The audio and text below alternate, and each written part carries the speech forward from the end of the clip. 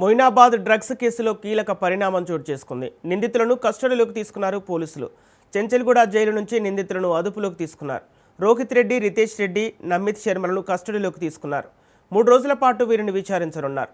Drugs సరఫరా మార్గాలు, నెట్వర్క్కు సంబంధించిన కీలక వివరాలపై కూపీలాగనున్నారు. ఈ కేసులో మరిన్ని సంచలన అంశాలు వెలుగులోకి వచ్చే అవకాశం ఉంది.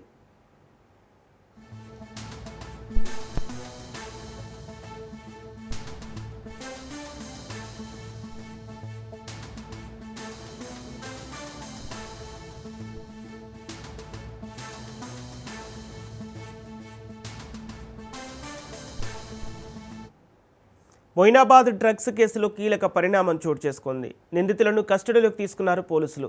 చెంచల్గూడ జైలు నుంచి నిందితులను అదుపులోకి తీసుకున్నారు. రోహిత్ రెడ్డి, రితేష్ రెడ్డి, నమిత్ శర్మలను కస్టడీలోకి తీసుకున్నారు. 3 రోజుల పాటు వీరిని విచారించనున్నారు. డ్రగ్స్ సరఫరా మార్గాలు, నెట్వర్క్కు సంబంధించిన కీలక వివరాలపై కూపీలాగనున్నారు.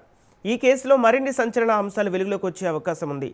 ఇదే అంశానికి సంబంధించి పూర్తి డీటెయిల్స్ మా ప్రతినిధి పవన్ అందిస్తారు.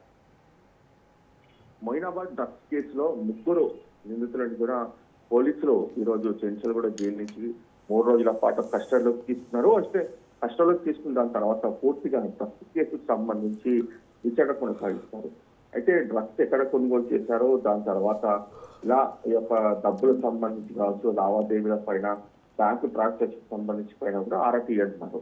అయితే మొత్తానికి చూస్తే మాత్రము ఇంకా ఈ యొక్క డ్రగ్స్ కేసులో అభిషేక్ సింగ్ ద్వారానే కొన్నారా, లేకపోతే ఇంకా ఎవరెవరు వద్ద కొనుగోలు చేశారనే దానిపైన కూడా పూర్తిగా 3 విచారిస్తారు. అంతేకాకుండా పోలీసుల పైన కాల్పులు చేసే విషయంలో కూడా పోలీసులు చాలా కీలకంగా కూడా విచారించనున్నారు. అయితే 3 ఇప్పుడే కొద్దిసేపటి క్రితం చెంచల్గూడ జైలు నుంచి కూడా కస్టడీలోకి తీసుకున్నారు. అంటే 3 రోజుల పాటు కూడా వీరు 3 విచారిస్తారు. విచారణలో భాగంగా చూస్తే మాత్రము మరికొంతమంది పేర్లు కూడా బెల్లోకి వచ్చే అవకాశం కూడా కనిపిస్తున్నాయి.